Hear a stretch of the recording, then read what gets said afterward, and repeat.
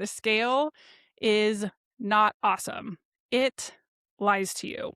If you weigh 170 pounds and you lost 5 pounds of fat and gained 5 pounds of muscle, the scale would not change.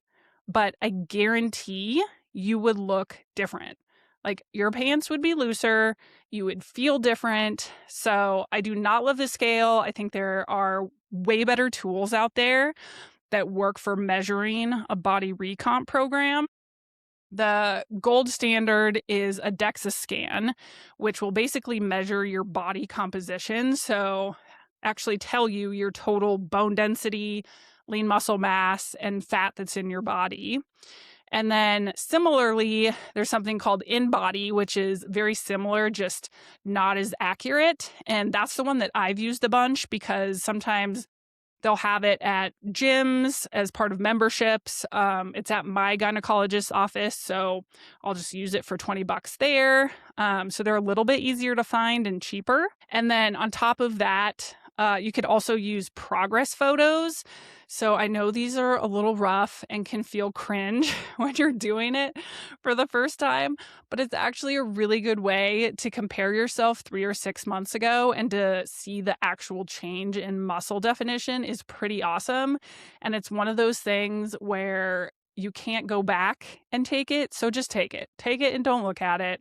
But if you have goals, I guarantee if you compare them yourself now after a program that you'd been doing for a year, it's pretty cool to see the progress. So progress photos is another one. And then of course, just how you feel. Like, are your clothes fitting better? Do you have more stamina for your kids? Like, are you not bonking at 2 o'clock in the afternoon?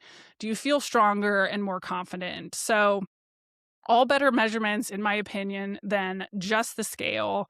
And especially because your body can fluctuate so much on where you're at, just like based upon your cycle, what you're eating, how much water you're retaining, if you're inflamed. Like that's a big one for me. One day I'll feel great, and then the next I feel so gross and I'm up 5 pounds. And that's usually because something isn't sitting well after, pizza and alcohol at the pool. So all those things and being 5 pounds up on a scale does not equate to fat gain. I haven't gained 5 pounds in 1 week. Like I'm just fluctuating.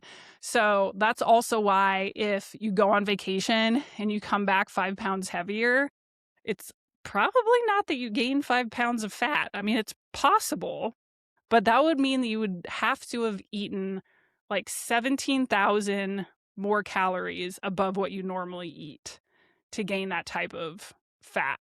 So it's probably just because you're constantly eating out. There's a lot of alcohol, like travel, all of that gets you really inflamed.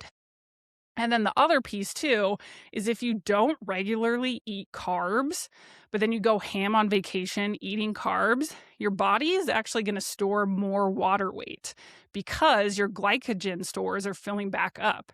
So if that's, kind of sound like you in that you think I can't look at a bagel without gaining weight, well, it probably could just be water weight, which again isn't fat.